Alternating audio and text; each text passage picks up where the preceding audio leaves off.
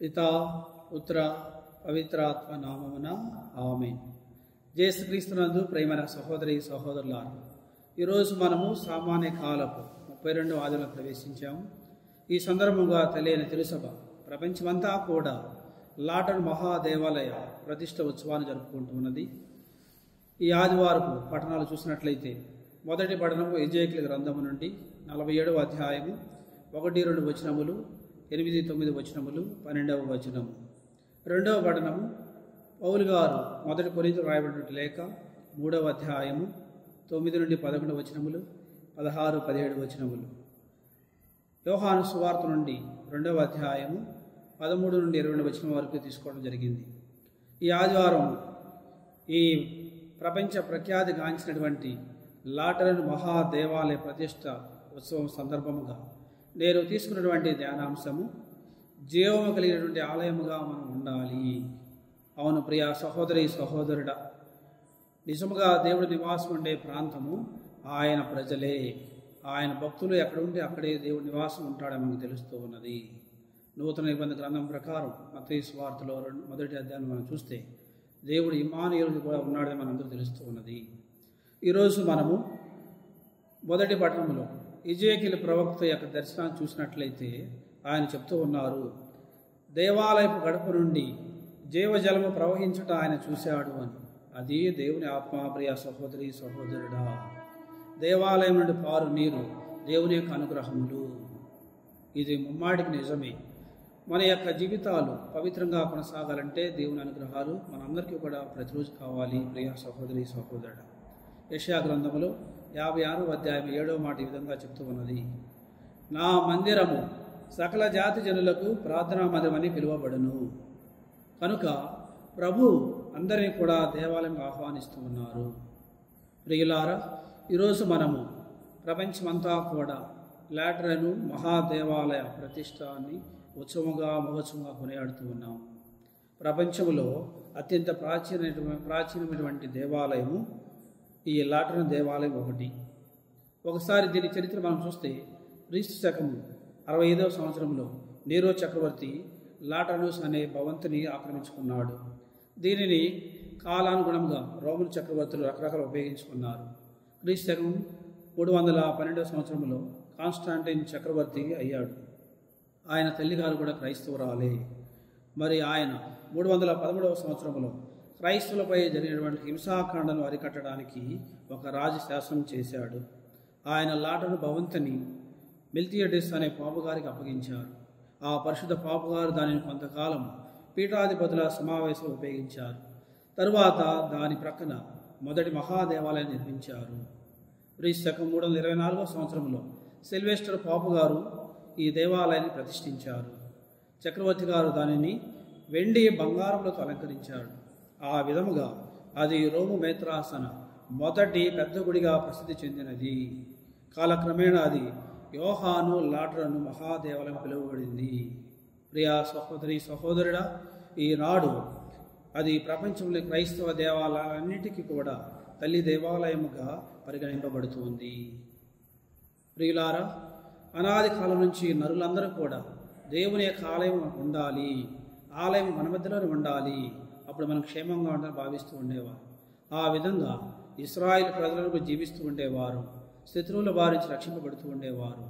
దీనిని గమనించినటువంటి రాజులు ఒక జాతిని నాశనం చేయాలంటే వారి యొక్క దేవాలయాన్ని కూడా ధ్వంసం చేయాలని గమనించారు. అందుకనే సొలొమోను మహారాజు కట్టినటువంటి దేవాలయాన్ని నెబుకద్నెజరు సర్వనాశనం చేశాడు. ఆ తర్వాత ఆ దేవాలయాన్ని కొంతకాలం తర్వాత పునర్నిర్మించారు. ఆ ఆలయాన్ని కూడా రోమియోలు నాశనం చేస్తూ ఉన్నారు. ప్రియులారా, మరి ఈ విధముగా చరిత్రలో దేవాలయం నాశనం చేసినప్పటికీ ఇశ్రాయేలు ప్రజలందరూ మళ్ళీ ఒకటిగా కలిసి ఒక జాతిగా ఏర్పడి దేవాలయాన్ని కాపాడుకుంటూ వచ్చారు. ఈరోజు సువార్తలో యేసు ప్రభు కూడా దేవాలయం గురించి మాట్లాడుతూ ఉన్నారు. దేవాలయం అంటే కేవలము 4 గోడల మధ్య ఉండేటువంటి ఆలయమే కాకుండా మనమందరం కూడా పవిత్రంగా ఉండాలి, నిర్మలంగా ఉండాలి, పేదలను ఆదుకోవాలి, వితంతులను కూడా కాపాడుతూ ఉండాలని ప్రభు చెప్తూ ఉన్నారు. మన ప్రవర్తన బాగోకపోతే మనం నాశనం అవుతూ ఉంటామని ఇర్మియా గ్రంథంలో 7వ అధ్యాయము 4 వచనం నుండి 14 వచనం చదివితే దేవాలయ నాశనం గురించి మనకి బోధించబడుతుంది. అన్నిటికంటే ముఖ్యముగా మన ప్రవర్తన బాగుండాలి.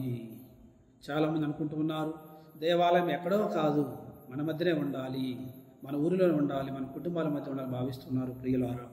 ఎందుకంటే మనం తప్పులు చేసినా పొరపాట్లు చేసినా దేవుడు మనల్ని కాపాడుతారు, మనం క్షేమంగా ఉంటాము అని భావిస్తున్నారు. కానీ అది నిజం కాదు. మనల్ని కాపాడేది దేవుడు, మన ప్రవర్తన మాత్రమే. కనుక ప్రియ సహోదరి సహోదరుడు, ఈనాటి 2వ పట్టణంలో కూడా పౌలు భక్తులు ఇదే మాట చెప్తూ ఉన్నారు. మీరు దేవుని ఆలయం మీకు తెలియదా? దేవుని ఆత్మ నివాసం మీకు తెలియదా? 1 కొరింథీయులకు రాయబడిన లేఖ 3వ అధ్యాయం 16వ వచనంలో ఇది వింటూ ఉన్నాము. పౌలు గారి యొక్క మాటలో చూస్తే నిజమైన మందిరము మనమే, మన ఆత్మ శరీరములు మనం పవిత్రంగా ఉండాలని బోధిస్తూ ఉన్నాయి. ఎందుకు అంటే మన దేవుడు, మన నమ్ముకున్న దేవుడు యేసు ప్రభు వారు పవిత్రుడు. అందుకని పునీత పేతురు గారు కూడా ఆయన ఈ విధంగా చెప్తూ ఉన్నారు. కనుక మన ప్రవర్తన యందు మనం పవిత్రంగా ఉండాలి.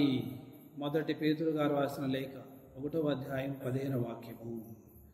మరి నేను కూడా చిన్నప్పటి నుంచి దేవాలయం వెళుతూ ఉండేవాడిని. ప్రతిరోజు దివ్య పూజలో పాల్గొంటూ ఉండేవాడిని.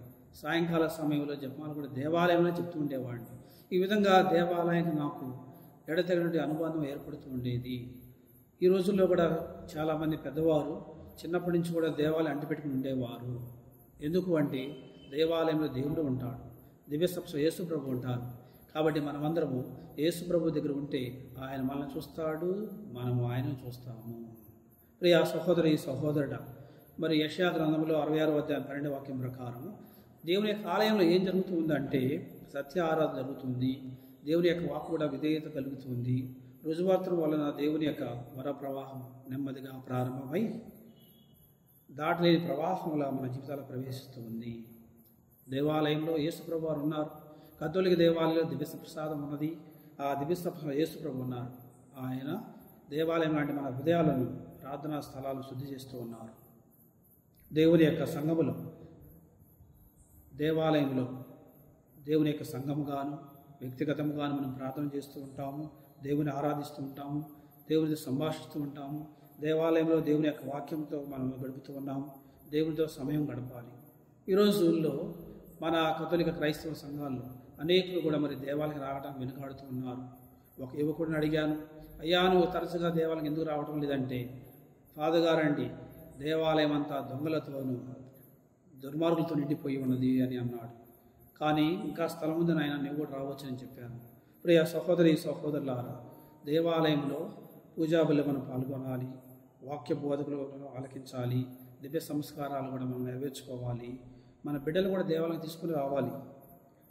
దేవాలయంలో దేవుని పట్ల, దేవుని యొక్క సంఘం పట్ల, విచారణ గురువు పట్ల కూడా మనం ప్రేమను, గౌరవాన్ని, అమ్మాన్ని కలిగి ఉండాలి.